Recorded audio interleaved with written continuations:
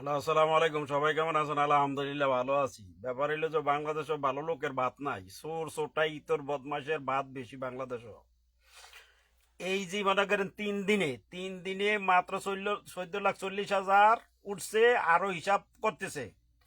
সঠিক হিসাবটা পাওয়া যাবে কিছুদিন পরে। তাইলে মনে করেন 3 দিনে যদি, তাইলে মাসে ধরেন 10 দিন, 10 দিনে আইয়ে 1,40,00,000 টাকা। 1,40,00,000 টাকা যদি মনে করেন যে মাসে আইয়ে, তাইলে আজ যা শাহজালাল মারা যাওয়ার পরেতে তো মনে করেন এই টাকাগুলা কারা খাইতেছে? ওইখানে মনে করেন দলীয় লোকগুলোই বেশিরভাগ এই প্রভাব করে, যেই সরকার যে বেলা ক্ষমতায় তারই এগুলার আধিপত্য বিস্তার করে, তারই খায়। আর নাহলে শাহজালালের মাজারের ভিতরে যারা মনে করেন খাদেম টাদেম আছে, এই তারা মনে করেন বাগবাটোয়ারা করে নেয় এলাকার মাইনষে। তো কাজে স্বচ্ছ হিসাবের দরকার। বাংলাদেশে যে কোনো মাজারে টাকা দেখ, এমনি সমস্ত সরকারের আন্ডারে নেওয়া হোক। সরকারের আন্ডারে যদি নেওয়া হয়, তাহলে মনে করেন স্বচ্ছ একটা হিসাব পাওয়া যাবে। এবং পরিকল্পনা মন্ত্রণালয়ের আওতায় শাহজালাল শাহপরান যা আছে বাংলাদেশের সমস্ত মাজার, মাজার কিন্তু একটা ব্যবসা। আমরা ইন্টারমিডিয়েট পড়ছিলাম লাল সালু উপন্যাস, বন্ডবীর মসজিদ কিভাবে মনে করেন যে পুরান একটা কবরের দিয়া বলছে যে এই গ্রামের ভিতরে এমন একটা লোক মারা গেছে।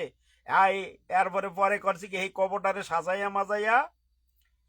মাজাইয়া গোলাপ তল দিয়া লাল শালু কাপড় টাঙ্গাইয়া এরপরে বন্ডবীর মসজিদে এইখানে মনে করেন এই এই মাজার ব্যবসা শুরু করছে। সেই বন্ডবীর মসজিদ মনে করেন যে বন্ডবীর মসজিদ কিন্তু এখনো সিলেটে রয়ে গেছে গা।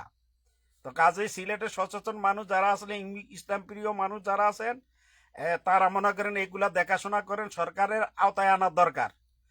আমার কথা হলো কোনো দল টল নাই, এগুলা মনে করেন সরকারের আওতায় যদি আনা হয় তাহলে স্বচ্ছ একটা হিসাব হবে এবং এগুলা দিয়ে কাজ হবে। বালা লোকের দেন। আরে ভাই, কত আর খাইবেন? এই টাকা লিয়ে তো কবরও যাইতেন না। সাদা কাফন নিবেন মাত্র মনে করেন 3 থেকে 4 গজ কাফন লিয়ে মনে করেন কবরও ঢুকবেন। এই টাকা দিয়ে কি করবেন? এই বন্ডামি করে কি করবেন? আর মানুষ এইখানে মাজারের ভিতরে যায়, দান সকাত করে, করুক করুক, কিন্তু মাজারে টাকা না দেওয়াটাই সবচেয়ে উত্তম। উত্তম বলতে রাসুল সাল্লাম বলছেন যে লোক মারা জায়গা তার দপ্তর সব বন্ধ হইয়া জায়গা, সে যত বড়ই মনে করেন অলিয়াউলা হোক, যত কিছুই হোক না কেন, তার দপ্তর বন্ধ। তার দপ্তর মনে করেন একমাত্র খোলা আছে কার? যেমন আমার বাপ মা মারা গেছে, আমার মনে করেন যে আমি যদি ফরি রাব্বির হামুমা কামা রাব্বে আনি সাগিরা রাব্বির হামুমা কামা রাব্বেন, আল্লাহ তালা বলতেছেন তোমার বাপ মা যেই অবস্থায় থাকুক না কেন তুমি আল্লাহর কাছে এই দোয়াই করো। এইটা হইলেও মনে করেন যে আমাদের মুসলমানদের জোয়া। এখন শাহজালাল বিয়া শাদী করে নাই, এর দোয়া মনে করেন আল্লাহ আলেম, আল্লাহ ভালা জানে আল্লাহ কি করবেন। তো কাজী মনে করেন এগুলো স্বচ্ছ হিসাবের দরকার, এবং যারা বন্ডামি করে তাদেরকে মনে করেন ধরার দরকার, বুঝছেন নি? আর মাজারের ভিতরে বেশিরভাগ ওই যে মনে ওই যে কুষ্টিয়া আছে একটা না, ওই যে লালন শাহ মাজার, গাঞ্জাখোর। আমগো মতলবে আছে একটা বদরপুরা দরগায় গাঞ্জাখোর। এটি মনে করেন একটা গ্রুপ থাকে। এই গ্রুপেরা মনে করেন মাজার বানাইয়া এই পয়সা খায়। যেমন বঙ্গবন্ধু এভিনিউর সামনে, বঙ্গবন্ধু যে অফিসটা আছে না আওয়ামী লীগের অফিসের সামনে, এনে দেখবেন যে কি ফির জানি দিয়া রোডের ভিতরে, আরে সুবহানাল্লাহ, টেয়া রে টেয়া।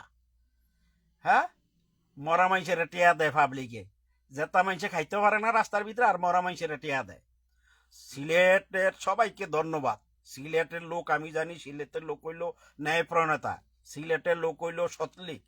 আমরা সৎ লোক চাই, মনে করেন যে ওই যে ইতর বদমাস চাই না, বুঝছেন নি? সিলেট।